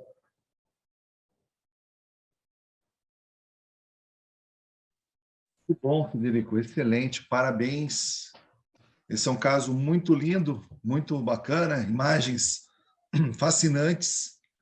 Eu não consigo nem imaginar esse caso aí sem as imagens termográficas, para explicar essa doença, a evolução toda dessa paciente. E você mostrou um domínio muito grande com a termografia, né? Um nível avançado, complexo, né? No sentido de ter que ter uma base de conhecimento. Isso ficou muito evidente na apresentação, o quanto que você estudou, se dedicou e aprendeu aí na pós-termografia junto conosco na Associação Brasileira de Termologia. E a tua apresentação ficou muito completa, né? A apresentação com as explicações bastante úteis, principalmente para quem quer aprender a interpretar as imagens térmicas, não simplesmente fazer uma imagem, mas como extrair informações para usar em casos tão complexos como esse. Eu queria fazer algumas perguntas aqui, Federico, assim, para a gente responder. Algumas coisas você já respondeu, mas é só para a gente reforçar um pouquinho desse caso. Então, eu queria uma resposta um pouco mais breve, assim, porque são algumas perguntas que eu vou fazer aqui, né? Primeiro é, por que você escolheu esse caso? Por que este caso? Personalmente, me considero un estudiante continuo de medicina, y la medicina es un proceso continuo de aprendizaje en donde uno como médico se enfrenta todos los días a diversos casos, diversos pacientes, y siempre existen aquellos pacientes que son considerados problemas para algunos colegas, y personalmente para mí son desafíos. Nosotros como médicos tenemos una responsabilidad muy grande para con nuestros pacientes. De hecho, nos debemos a nuestros pacientes. Y todo lo que hacemos, toda nuestra formación, nuestra dedicación, va íntegramente dedicada a ellos, que son los más vulnerables. Entonces, cuando vemos, en este caso, una paciente que venía con varios meses, ya venía con un cuadro arrastrado, sin diagnóstico nosológico, sin intervenciones correctas, habiéndosele explicado que su dolor era de características psicológicas, prácticamente quitando cualquier diagnóstico orgánico, eso realmente fue un desafío personal. Yo no voy a decir que de entrada supe cuál era el diagnóstico de esta paciente. Obviamente que tuvimos que hacer reuniones de equipo y profundizar en el análisis de qué era lo que estaba pasando con esta paciente. Y fíjense que si este caso ocurre con una frecuencia de 1 en 6 millones, imagínense que no es un caso ni sencillo ni fácil de resolver para ningún equipo médico. Entonces, va por ahí la elección del caso.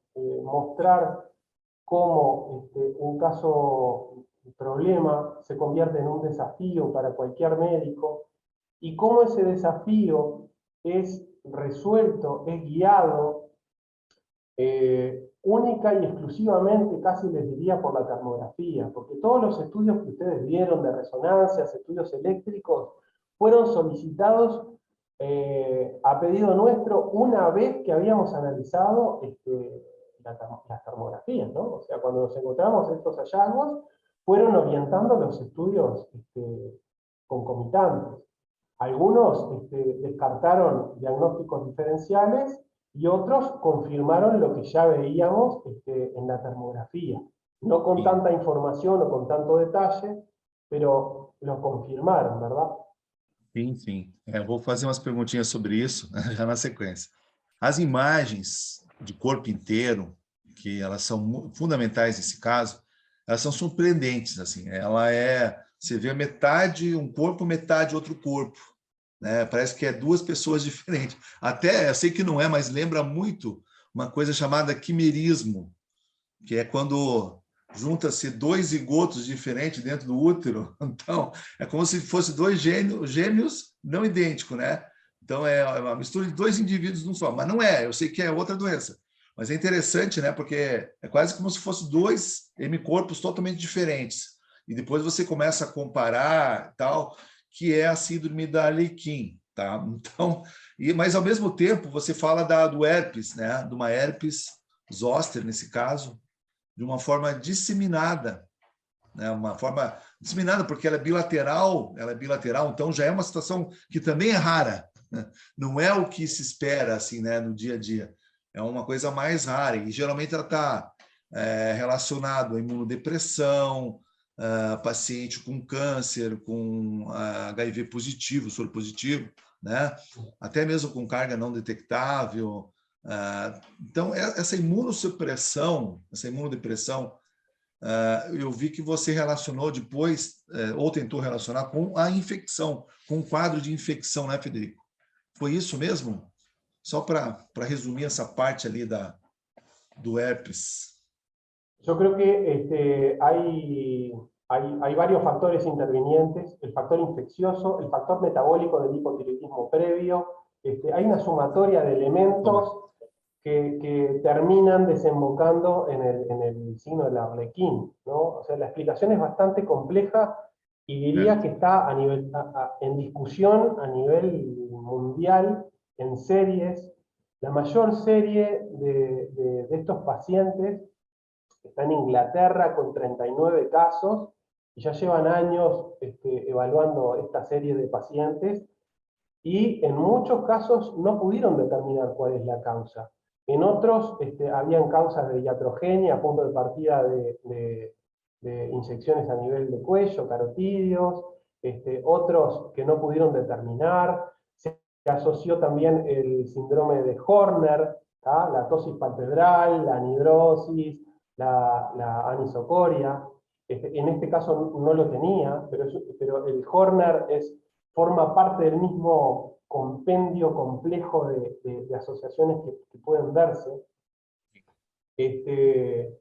Entonces no es sencillo decir, bueno, la causa de esto específicamente es esto. Nosotros vimos globalmente que había una infección en curso, de acuerdo con el diagnóstico que es un herpes zóster diseminado, es decir, no solo que es bilateral, sino que supera las 20 vesículas más allá del dermátomo principalmente afectado. Ese es un criterio a tener en cuenta. Este es un caso diseminado, con criterio inicialmente de tratar la infección, y luego seguir avanzando en cuáles son las causas, ¿verdad? Certo. Só para a gente recordar aqui, para deixar bem claro, bem sucinto assim, como é que o herpes zoster foi confirmado, de que forma? O que você considerou para o diagnóstico final do herpes zoster? Primero había un antecedente claro de varicela. Certo. ¿Qué El más? antecedente de varicela es un criterio bien importante, histórico. Sim. Y luego la presentación clínica típica lesional, ¿verdad? La lesión eritematosa, vesicular, pruriginosa, no dolorosa, en diferentes etapas, de la vesicular a la costrosa, es decir, el diagnóstico es inequívoco. Sí es verdad que hay casos en los cuales puede haber dolor y uno supone que puede haber una neuralgia posherpética y uno no ve esas lesiones y uno tiene que recurrir a la serología, ¿tá? La serología es una ayuda. En este caso no fue necesario porque era muy evidente el diagnóstico infeccioso. Clínico. Uhum. E como que você confirmou, como é que você diz assim, o diagnóstico síndrome da Arlequim? Qual foi os principais critérios ali para você fechar na síndrome. Bueno, Resumidamente, claro, você já apresentou, mas só para pontuar assim, sí, tal. Perfecto, principalmente la anhidrosis hemifacial derecha y la palidez, ¿tá?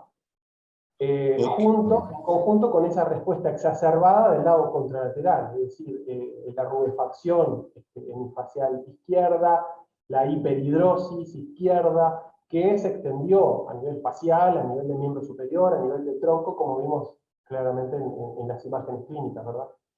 Ok.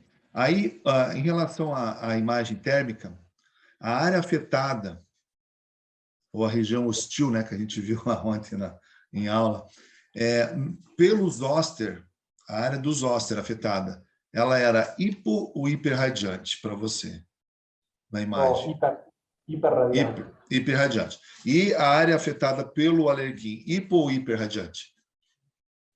Hiporradiante. Hiporradiante, ok. En realidad es parcheada, ¿verdad? Oi? En realidad es en parches de arlequino, o sea, no hay una distribución homogénea de la hiperradiación, ni una distribución homogénea de la hiporradiación, ¿tá? Pero fundamentalmente las áreas hiperradiantes es en parches. ¿tá? Ok, não, isso é muito interessante, porque essa mistura é uma coisa que chama muita atenção no artigo. Porque o zoster é em faixa, em dermátomos, como você apresentou, e o alerquim é o hemicorpo hiporradiante, né? Só para deixar mais claro para quem está assistindo, por que hiporradiante no alerquim? Qual que é o mecanismo? Sucintamente, seria qual o motivo ali de ficar mais frio no alerquim? Ahí hay un aumento de la respuesta simpática, ¿verdad? Aumenta a resposta simpática. Mesmo com a pele seca. Tá. Un aumento de la respuesta simpática determina la hiporradiación, ¿tá? Y determina la hiperhidrosis, en este caso. A hiperhidrose. E o zoster, o fato dele ser hiperradiante, qual o motivo? ¿Cómo, perdón? Qual o motivo no zoster a imagem ser hiperradiante? Sí. Sí, en el software se ve toda la imagen hiperradiante. Mas qual o motivo ali da hiperradiação? Você conseguiu levantar isso ou não? ¿Cómo? Perdón, no le entendí. No zoster, a imagem ela é hiperradiante. En el ¿Por qué? software, en un caso aparte de software, dice usted, sí. En los casos con otra distribución, normalmente hay hiperradiación y no hay hiperradiación en parches. ¿tá? Se ve que la hiperradiación evolutivamente puede disminuir, ¿tá? En la medida que el paciente evoluciona, pero en este caso es absolutamente atípico. Porque sí, la hiperradiación bajó, pero a partir de temperaturas globalmente bajas. Mas qual que era a causa da hiperradiação no zoster? Lo que hay es una denervación simpática. Denervação, ótimo. Beleza. Não, só para situar aqui, no alerquim, uma hiperatividade simpática, no zoster, uma denervação, porque explica duas características totalmente diferentes. Você chegou a ver se existe algum caso na literatura que tenha o alerquim e o zoster junto assim? Você chegou a ver? Se alguém publicou alguma coisa? Né? Não, tá ótimo. Isso mostra um caso bastante inédito assim. Eu acredito que muitos síndromes de alerquim também sequer foram diagnosticadas, né? Deve ter muita coisa não diagnosticada, ou até mesmo alguém deve ter tratado, mas não publicou, até por não ter uma segurança em relação ao diagnóstico e também interesse científico. Você tem as imagens, eu vi que você utilizou os pontos termoanatômicos do estudo da doutora Denise Haddad, colaboradores, para avaliar a face. Isso mostrou, foi muito interessante. Nas imagens do antes e pós, tem 4 situações diferentes aqui, né? Você chegou a mostrar em relação ao arlequim, né? Então, regiões do corpo, vários segmentos, regiões ROIs diferentes, regiões de interesse. No zoster também, né? Você pegou por regiões, por dermátomo. Na artrite, você chegou a avaliar joelhos, por exemplo, punhos, e fazer Sí, avaliação pré e pós? E de pontos gatilhos também? sí, exactamente. Digo, por una cuestión de extensión de la presentación, no me quise extender más. La evaluación inicial, lo único que vi fue una hiperradiación muy discreta en la rodilla derecha, compatible clínicamente con una sinovitis mínima, que la Sim. paciente no tenía dolor. Es decir, si nos ponemos a ver lo que es la actividad inflamatoria en un paciente con una poliartritis, esta paciente estaba controlada desde el punto de vista de su poliartritis y clínicamente nos fuimos a buscar esa rodilla después de ver la termografía, pero la paciente no refería dolor, no refería Sim. É o actividad. que eu imaginei, estava mais controlado, né? Beleza. Ali em relação do BTT também, eu achei muito bom o BTT, aquela temperatura máxima do olho, ele deu baixo e diminuiu mais pós a intervenção. Sim. O que você atribui a essa diminuição? Porque ele já estava hipometabólico, ficou mais hipometabólico? Ou você acha que pode ter sido a temperatura da sala, talvez? Ou, sei lá, ou a pessoa estava medicada com anti-inflamatório? O que você acredita ali? Eu sei que não tem como a gente afirmar, mas já baseado na suposição, né? Vamos a hacer un poco de autocrítica Sem problema. y explicar esto. Los factores de control de laboratorio se siguieron estrictamente, es decir, no hay un cambio en las condiciones del estudio. Lo que sí debo decir es que fue tan vertiginoso el abordaje de la paciente, del dolor, el estudio, que todavía está pendiente la valoración por endocrinólogo. Es decir, que todavía no hay una corrección de su hipometabolismo, de su hipotiroidismo. Entonces, la explicación que tuvimos fue decir, bueno, estamos frente a una paciente hipometabólica con un cuadro infeccioso que debería aumentar su metabolismo eventualmente, o uno esperaría que pueda aumentar el BTT en contexto de un cuadro infeccioso, y al tratar el cuadro infeccioso, la temperatura central baja, pero baja y sigue estando en ese contexto hipometabólico de su hipotiroidismo no tratado. ¿Me explico? Sim, sim. E aí, já emendando com essa pergunta, é muito interessante lá o delta, a diferença de temperatura do BTT, que deu 0,9 no final, e o delta da íris, você pegou o olho, né, o ocular, e deu 0,1, que foi mais significativo ainda. Qual que é o teu ponto de vista assim, para mostrar que a íris ela foi mais sensível ali na resposta do que o BTT, né? Porque a íris não é vascular e o BTT é mais vascular. O que seria o teu insight, assim, a tua ideia em relação a isso?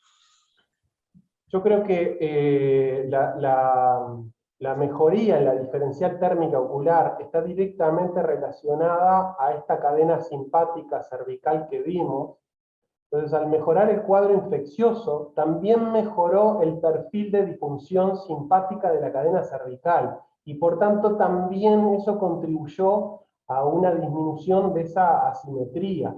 Por eso yo planteaba, me parece algo muy interesante y personalmente me gustaría hacerlo, estudiar una población normal para tener temperaturas oculares normales, compararlas con otras poblaciones. Yo sé que hay trabajos en relación a esto, pero también es importante, creo, en mi país, contar con información de cuál es la temperatura ocular normal de una población uruguaya, y tener ese dato como complemento también de los puntos termoanatómicos que estudiaron con la doctora Haddad.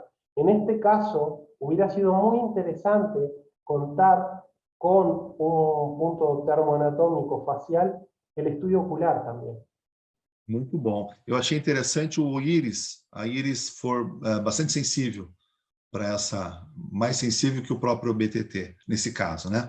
Outra coisa que chamou a atenção, que achei muito bom, foi o fato de você usar o cold stress para avaliar a sensibilização da alteração neurovegetativa, né? Eu acho que o objetivo ali era acrescentar no diagnóstico, né? Entender melhor a doença.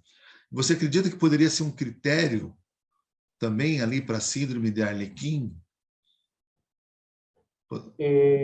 Poderia, Sí, né? A gente sabe, está em cima de um caso só, né? Mas você acha que ele teria um sí, potencial para isso? sí, yo creo que sí. Yo creo que sí, porque eh, logró sensibilizar y mostrar la exacerbación de la disfunción simpática.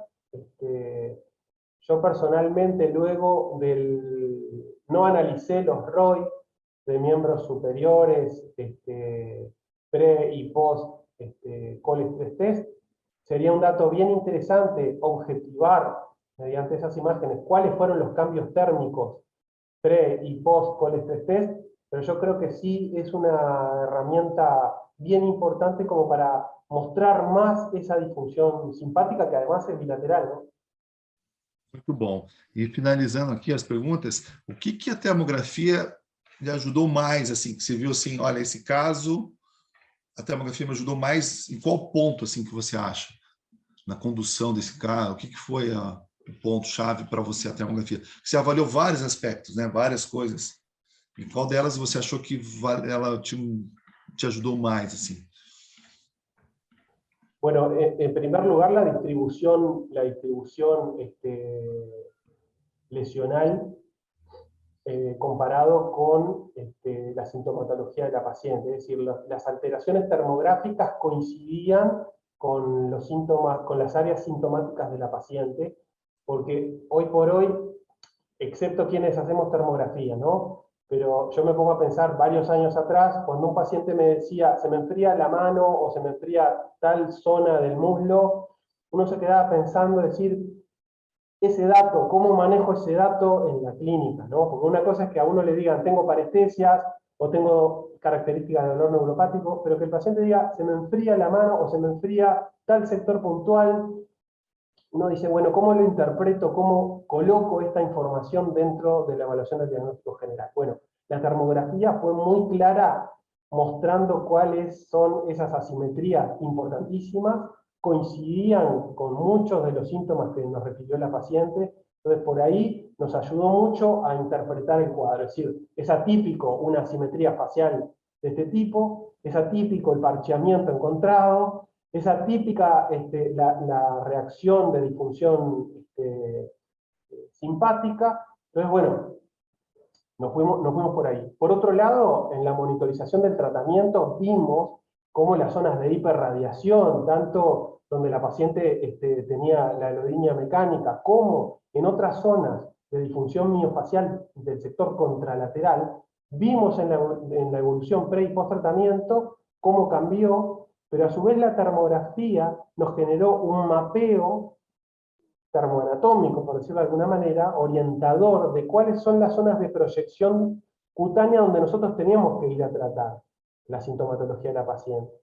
Y eso nos dio una ventaja enorme, porque no es lo mismo hacer una láser terapia a ciegas o aplicar otras herramientas sin saber exactamente cuál es la zona afectada, o en el caso de los puntos gatillo, cuáles son los que yo tengo que ir a tratar principalmente, a que si yo no tengo esa información. Entonces eso es una ventaja también del punto de vista en la práctica clínica, durante la intervención. Certo. Olha, esse caso, eu convido você a publicar ele, é um caso muito bacana para publicação. A gente tem aí a revista Pan-Americana de Termologia Médica, né, que a gente pode recomendar para você como uma importante revista. E o ponto-chave dessa apresentação, assim, eu vejo que não é só o caso em si, de ser um caso raro, mas como você utilizou os parâmetros da termografia para avaliar a evolução, né? Então, a explicação da técnica de avaliação, as regiões de interesse que você selecionou, as ROIs que você selecionou, análise dos valores, né? São os critérios termográficos ali que até sugerem até para uma avaliação do síndrome de Arlequim. Inclusive, até o título poderia, em vez de ser o caso, em vez de ser o caso clínico, poderia mudar para as técnicas de avaliação, né, baseado num caso raro, sabe? Então, acho que essa ênfase para o método da termo vai muito bem, usando um caso raro, um caso difícil, por exemplo, né? Então, tendo uma situação difícil, o que você selecionou? E eu acho que ficaria um artigo muito bom nesse aspecto mais técnico do método da termografia, e em segundo plano, o caso em si, que também é muito interessante, né? Olha, só tenho que dar os parabéns. Você foi um excelente aluno aí da pós, pela Associação Brasileira de Termologia. Nós só temos a agradecer a sua confiança em nosso grupo, ter escolhido aqui participar conosco. E você sabe que as portas sempre estarão abertas aos nossos irmãos aí do Uruguai, né? Encabeçados por você, essa parceria Mercosul, né? Por que não? Né? Mas a gente fica muito contente pelo quanto que você desenvolveu, já vinha fazendo um bom trabalho, e surpreendeu mesmo todo esse desenvolvimento. Então, se você quiser deixar uma mensagem para o pessoal, aí, por que se diria aí para os colegas aí que estão começando, alguma dica para quem está começando a pensar em termografia? E, mais uma vez, o meu agradecimento à tua belíssima apresentação. Muchísimas gracias, profesor Marcos. Solamente el agradecimiento por la generosidad, por el alto nivel técnico, profesional, la calidad médica, que ese es un plus porque uno no solamente viene a formarse desde el punto de vista técnico, sino que encuentra que hay valores que trascienden lo técnico y complementan lo técnico que es importante recuperar y mantener, que forman parte de las raíces que la medicina no puede perder. Para aquellos que están comenzando termografía, decirles que este es un arma muy potente que tiene que formar parte del quehacer médico diario, que así como para el cardiólogo, un electrocardiograma o el estetoscopio son herramientas fundamentales para usar todos los días, para quienes trabajamos con dolor, con pacientes con patologías neuromioarticulares, la termografía es el aliado número 1, diría yo, mucho más que cualquier otra técnica convencional, porque muchas veces una resonancia nos puede informar valores de normalidad o carencia de alteraciones, y nosotros vemos en la clínica que el paciente sí las tiene y la termografía las demuestra. Entonces este es un camino largo de formación, bien importante, donde forma parte del crecimiento personal como médico, y es muy enriquecedor poder transitar ese camino con profesionales de tan primerísimo nivel como el professor Bioski e su equipe. Muchísimas gracias. Eu que agradeço, muito obrigado, e aí em breve conversamos aí novos projetos, novas apresentações suas. Muito obrigado, parabéns, Federico. Até mais.